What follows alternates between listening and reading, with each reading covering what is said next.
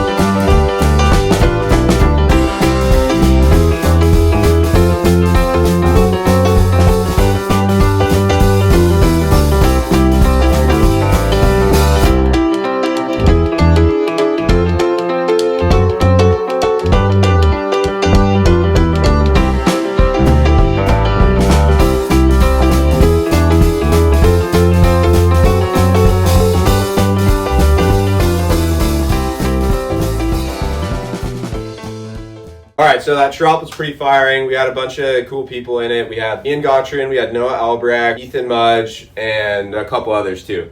But let's jump into it. The surfing was exceptional this morning. So the board that I opted to ride is kind of a fishy outline, right? You know, it's a little round, short thing. It's 5'3" by 19.65 and 2.5 inches thick. So it is a fishy outline, although it is a forefin, right? And it has a diamond tail, so it's technically not a classic fish. But the thing I wanted to bring up was fishes are typically geared toward more of a flatter wave, right? This board included. You know, when I originally got this board, Dave Bainey had mentioned to me it's made for more mushy waves, you know, basically just softer waves, right? It has a lower rocker profile on the board, so it'll skate over those flat sections really easy. Now, when I saw it, I saw like a Dane Reynolds kind of style board that is, or like Bobby Martinez, something along that line that's short and stout, so it fits in a nice tight curve. But, you know, it's flat rocker and nice so that it'll actually carry speed down the line really easily, let alone being a quad. And it has a nice wide tail, so it'll float really well when you're actually riding the wave. So I saw it as like the best all-around board that I could find. So that's why I decided to ride it, right? It works really well in like punchy surf along with really mushy surf too. But I think that for myself in particular, on mushier days when it's really soft, I just opt for riding a bigger board. That's just me, right? If it's actually good, what the classic fish was designed for is like, you know, mushy point break that's pretty lined up and, you know, fun. Obviously, this day and age, we've seen people like Mikey February or Ian Gottrin for that matter, or, you know, Tom Curran even at like firing J-Bay, where typically people are going to be riding shortboards. They're out on fishes and they're making it look way more fun than someone on a standard high performance shortboard. So that's where I got the idea that like maybe the high performance fish isn't just geared toward a mushy wave. And after riding them in firing waves for a long time, kind of opened up a door that I didn't know existed, right? You can take off late and steep because the board's not super long. It's not going to poke the nose when you're dropping in. And then once you're in the wave, you're going to go a lot faster because there's no drag from the center fin of a thruster, and it's flatter rocker, so it's just fast in general, right? So you're going to make sections that you typically wouldn't have made on a rockered out shortboard. So that being said, it's kind of the best of both worlds, right? Take off deep, late, and steep. You'll go faster, so you'll make the wave, and you'll catch waves easier because typically they're higher volume, right? But the tricky part with the whole thing is typically people will get fishes that are a little bigger so that they are geared toward mushier waves, right? They'll have more flotation and stuff, and that's what typically shapers will suggest on a fish, is to size them up so that you're going to be surfing mushy waves. My theory was if you size them down, or like not quite down, but just like size them exactly to the same literage that you'd ride on a shortboard. Like this is 29.5 liters, which is actually a little bigger than my standard shortboards as far as a liter goes.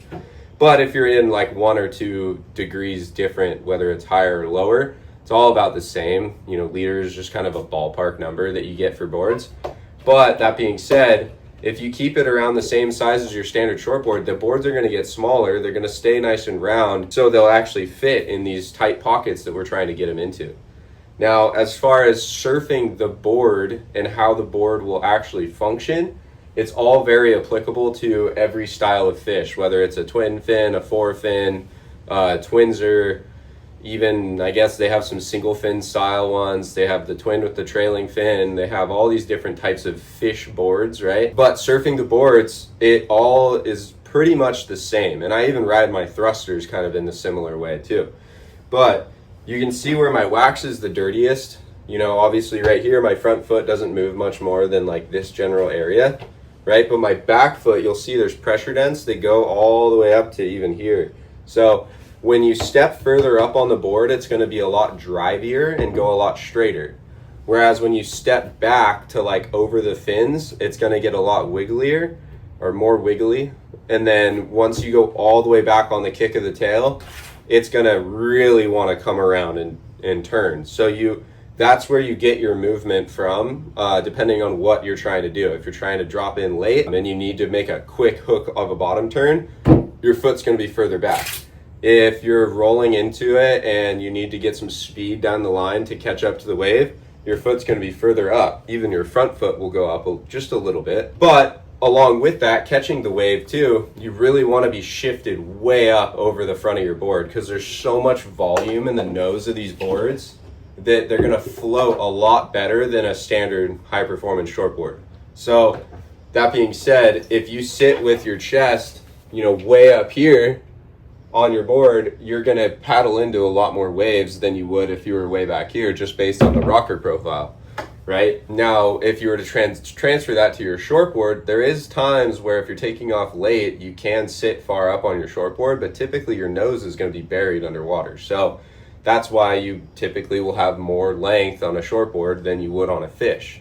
So that's kind of my 2 cents on fish outline surfboards. I want to hear what your take is on it. I want to hear what you think, because I'm not saying this is 100% correct. This is just what I've noticed over the years of riding fishes and other types of surfboards too.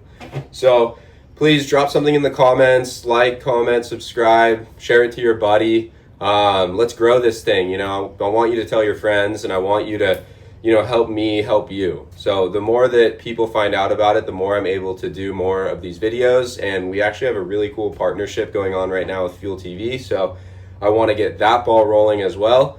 But in the meantime, share it to your buddies. It helps a lot. And if you drop your suggestions in the comments, I'll keep the ball rolling for you and cater it specifically to what you guys want to see. So thanks for tuning back in. I'll catch you guys next week.